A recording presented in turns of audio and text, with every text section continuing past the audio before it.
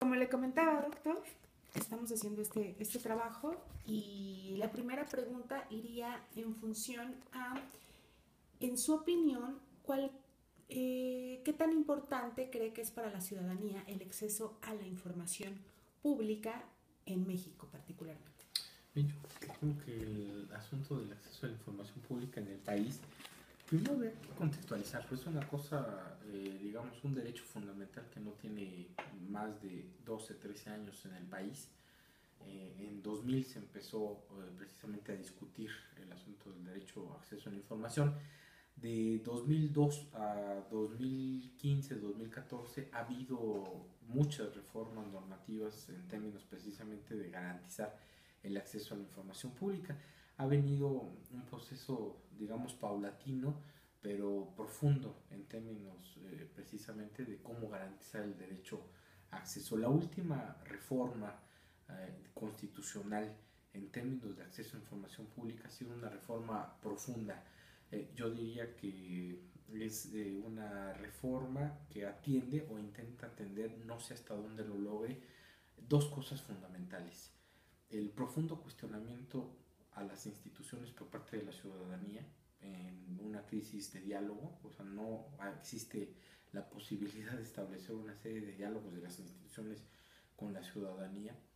Es un poco lo que diría Castoriadis, ¿no? La radicalización del imaginario institucional, es decir, que las instituciones se separan profundamente de la ciudadanía, toman otro rumbo. Uh-huh. Y la otra es el asunto de la desconfianza. Creo que la desconfianza, como uno de los pilares fundamentales de la legitimidad, no está precisamente en este momento en las instituciones. Y la reforma en materia de acceso a información pública, que lo que busca, me parece, esta reforma, también habrá que decirlo, no es ir al acceso, sino a la transparencia, que son técnicamente también cosas distintas, porque acceso a información, pues es que conozcas el currículum de los funcionarios, que sepas su teléfono, que sepas cuánto ganan, está bien, pero eso creo que ya lo hemos venido avanzando en el país y no es el asunto cómo se va a resolver las demandas de confianza, credibilidad, crisis institucional, Uh-huh. conociendo que es bueno, sí, pero al final lo que quieres es un asunto de transparencia,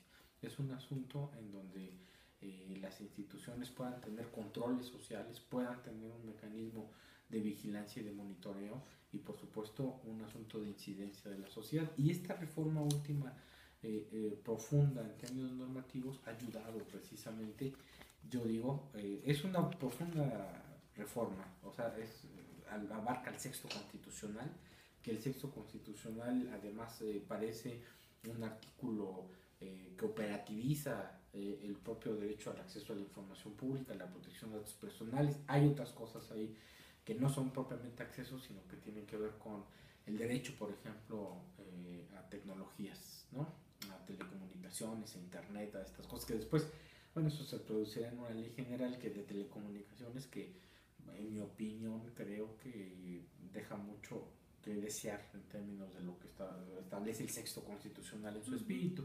Pero bueno, en acceso viene eso, viene una profunda reforma en términos de que se genera una ley general de transparencia, que las leyes generales generalmente hacen un asunto de distribución de competencias entre los diferentes órdenes de gobierno. Esta va más allá y bajo el sospechosismo también de las instituciones y del legislador, lo que hace es establecer una ley general que por obligación todos los órganos garantes de las 32 entidades federativas y la propia federación tenemos que armonizar a más tardar en mayo de 2016, y si no armonizas queda la ley general como un mecanismo supletorio de las leyes en los estados, nada más para que vean el sospechosismo que puede existir en el asunto. Entonces es reforma constitucional, una ley general y una reforma a 32 leyes más la federal, ¿no? Es decir, es una reforma normativa de gran calado, ¿no? Y además creo que implica, por ejemplo, la creación de un sistema nacional de transparencia. Ese sistema nacional de transparencia es como el nuevo rediseño institucional del país, en donde evidentemente se están bajando las autonomías de ciertos órganos de gobierno que de alguna manera sean contrapeso al poder, y que el claro ejemplo es la cuestión electoral, ¿no? En donde finalmente a través de mecanismos de contrapesos, se legitimaban los procesos de elección con órganos autónomos que hicieran contrapesos al poder.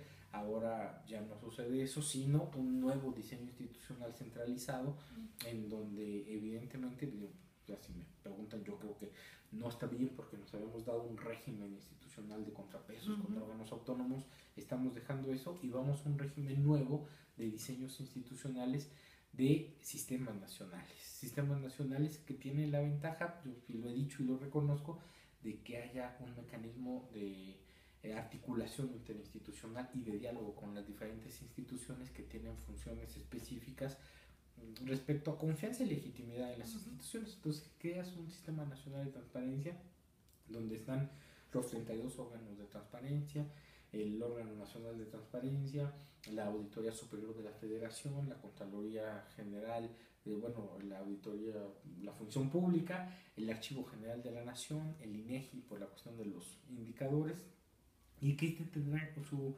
mecanismo con el sistema anticorrupción, el Sistema Nacional Anticorrupción, cuya ley general seguramente el Senado va a discutir pues en este contexto y que tiene que emitir la ley. Entonces estás en un diseño institucional de nuevos sistemas nacionales que tiene que haber una interrelación, un asunto de diálogo y un mecanismo que permita precisamente la articulación. Eso está bien porque finalmente te permite que instituciones especializadas de control, de monitoreo, de evaluación y de seguimiento puedan articularse y en los diferentes ámbitos de actuación y de control poder generar un mecanismo precisamente de monitoreo y de rendición de cuentas, que ese es el asunto de transparencia y rendición de cuentas más allá solamente de acceso a información pública. Entonces, en esas estamos rediseñando el contexto del país en estos sistemas nacionales, que además son una cosa inédita. En realidad, quienes pertenecemos por mandato de ley a estos sistemas nacionales, locales, etcétera, estamos aprendiendo a generar un mecanismo de diálogo, un mecanismo de interacción, a poner nuevas reglas, ¿no?, en el asunto, y lo que creo es que necesitamos aprender a generar mecanismos de contrapesos precisamente al asunto del poder y de los deslímites a veces que existen. Ese es digamos como el objetivo. Yo diría que además el acceso a la información pública como un derecho fundamental permite dos cosas fundamentales. El asunto de que las reglas que se han puesto en la reforma constitucional y como viene funcionando es que sea un derecho fundamental porque no necesitas ni interés ni personalidad jurídica para poderlo ejercer, y eso es una cosa que hay que colocar siempre como ese principio. Es decir, que cualquiera puede pedir información y además la obligación de las instituciones de entregarla, que eso me parece un tema de primerísima importancia. ¿Por qué? Porque si tú lo contextualizas con lo que ha venido pasando en México y en otros países, la desconfianza y la crisis institucional no es simplemente que empezamos a descreer o que nos dé una crisis de creencias y nos convertamos en seres descreídos simplemente. No, lo que ha venido pasando son procesos, digamos, de privatización. Tan privatizado grandes sectores nacionales, tan privatizado procesos fundamentales, ¿no? Y de repente quieren hasta privatizar cosas tan esenciales como el aire, ¿no? Y ante eso, la transparencia y el acceso a la información es un poco la resistencia a la privatización del espacio público y de estas cosas que se han venido dando. ¿Por qué? Porque en la medida en que tú sepas y en la medida en que puedas conocer y en la medida en que puedas tener acceso a lo que generan las instituciones, generas un poco de la resistencia a la desprivatización de este asunto. Entonces, por eso se convierte en un elemento, sí, como derecho fundamental y tan importante como que la información que detentan, generan, administran las instituciones en todos los ámbitos de gobierno se generen en un bien común, es decir, en un mecanismo que te permita precisamente tener acceso sin ningún tipo de requisito para poder ejercer el derecho y que sea tan importante como correr, caminar, respirar, ¿no? Ese es un bien común.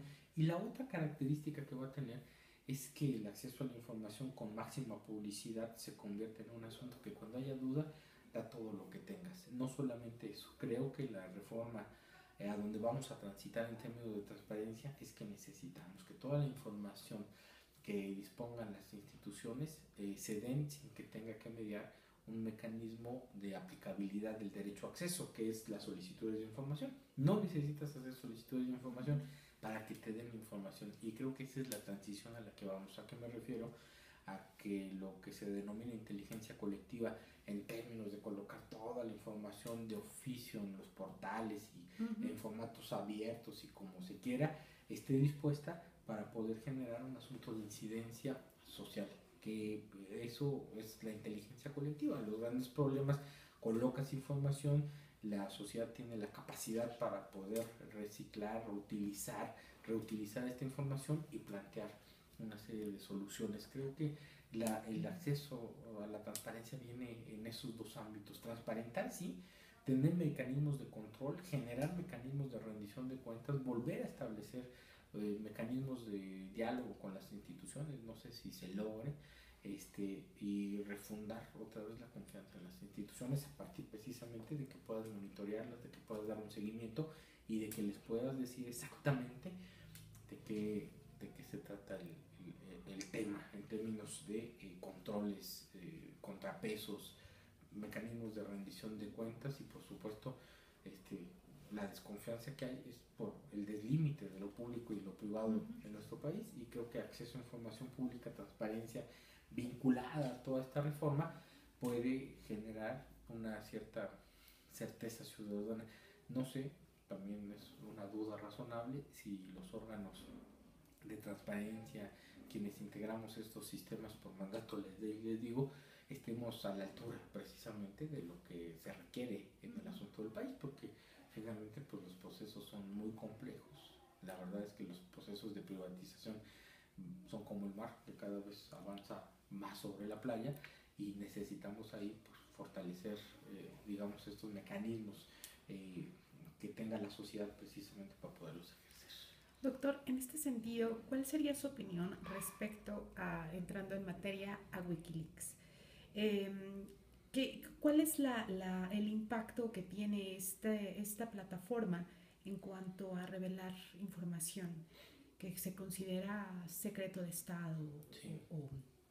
Mira, Wikileaks creo que tiene dos dimensiones en el debate, y nosotros nos hemos ido por una, aunque tiene una ramificación importante en lo que tiene que ver básicamente con vigilancias masivas, con protección de datos y con el asunto del monitoreo a través de metadatos, ¿no? Esa parte nosotros no la vemos porque, digamos, nuestra tradición cultural, normativa, política, nos lleva más bien a pensar a Wikileaks como un asunto que te permite precisamente ventilar cosas de información, ¿no? O sea, que tiene un impacto en términos precisamente de los grandes secretos de Estado, poderlos abrir, ¿no?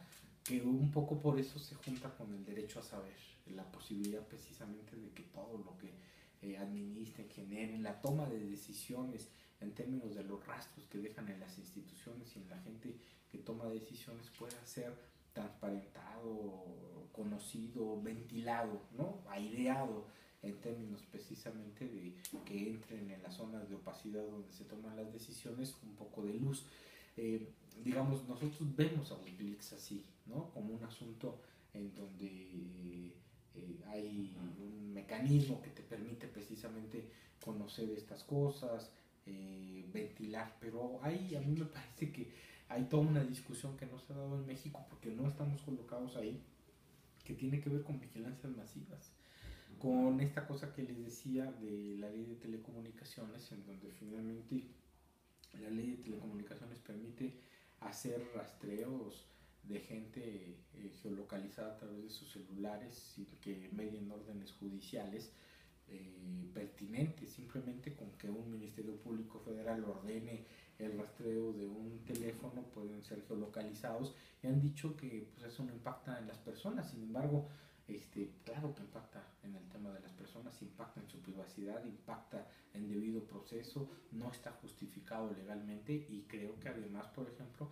transgrede derechos fundamentales y constitucionales como el 11 y el 16 constitucional,